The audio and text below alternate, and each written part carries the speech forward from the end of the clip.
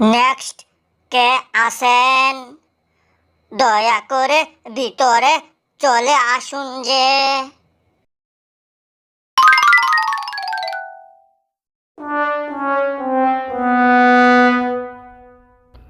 আপনার কি কি সমস্যা জলদি করে বলে ফেলুন।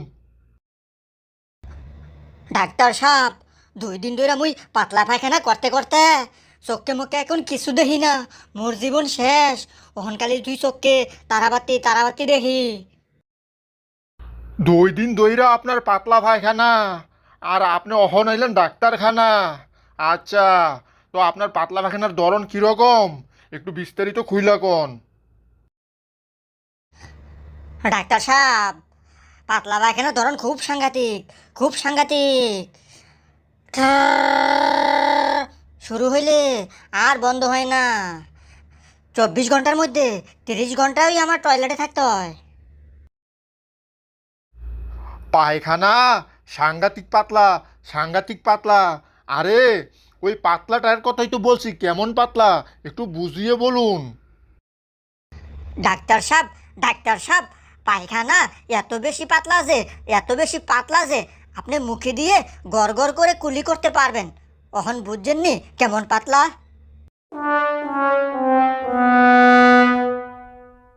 আপনার পায়খানা এত পাতলা যে আমি কুলি করতে পারমু?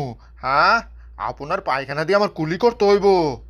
যান যান, আপনি যান, 500 টাকা ভিজিট দিয়া আপনি চইলা যান। এই নেন, প্রেসক্রিপশন লিখে দিলাম, ফার্মেসি থেকে ওষুধ নিয়ে নেন।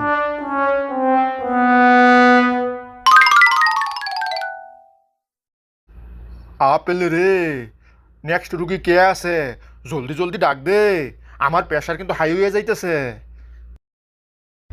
নেক্সট রুগী কে আছেন? জলদি জলদি ভিতরে চলে আসুন যে।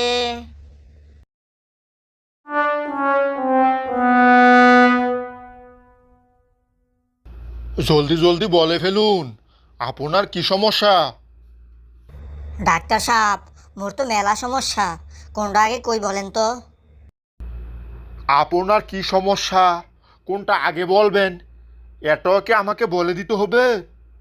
আপনার যেটা ভালো লাগে ওইটাই আগে বলুন। ডাক্তার সাহেব, মাঝে মাঝে আমি অদৃশ্য হইয়া যাই। অ কি কন? অত সাংঘাতিক কথা, মাঝে মাঝে আপনি অদৃশ্য হয়ে যান? তো আর কি কি সমস্যা আপনার, ব্যাগগুলো একসাথে বলে ফেলুন। ডাক্তার সাহেব, মুই যখন রাতের বেলায় বিছানায় ঘুমাতে যাই, মনে হয় আমার খাটের নিচে অন্য কেউ আছে। তাহলে আপনি এক কাজ করুন, খাট থেকে নেমে নিচে ঘুমান। ডাক্তার সাহেব, এ ক্যাঙ্কা কথা করছেন? তাহলে খাটের নিচে যে আছে, ও যে খাটের উপরে উঠে আসবে।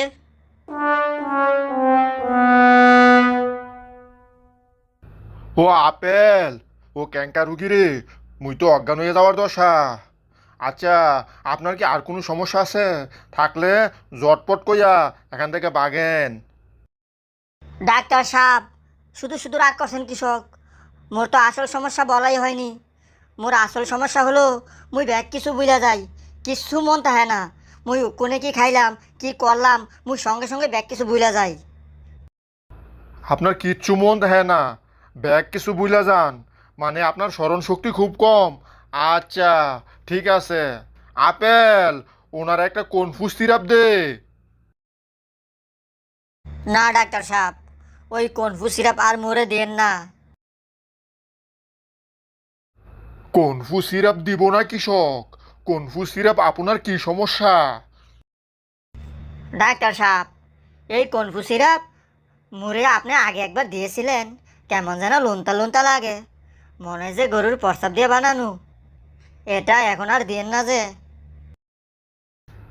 এই তো, আপনার স্মরণ শক্তি ফিরে আইছে।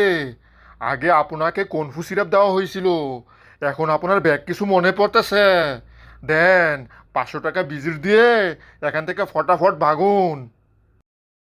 ডাক্তার সাহেব, ভিজিটটা কি মুই অনলাইনে দিব? সমস্যা নাই, অনলাইনেই দেন। ডাক্তার সাহেব, অনলাইনে ক্যাঙ্কা করে দেই, মোর দ্বারা তো ইন্টারনেট নাই। মোবাইলে ইন্টারনেট নাই, তাইলে আপনি শুধু শুধু বললেন কেন অনলাইনে ভিজিট দেই? দেন, আপনি তাইলে ক্যাশ দেন, ক্যাশ দিয়া ফটাফট এখান থেকে বাগেন। ডাক্তার বাবু, ক্যাশ দিব কেঙ্কা কইরা? মুই তো মানিব্যাগটা বাসায় রাখে আইছি। ভিডিওটি ভালো লাগলে দয়া করে চ্যানেলটি সাবস্ক্রাইব করবেন যে।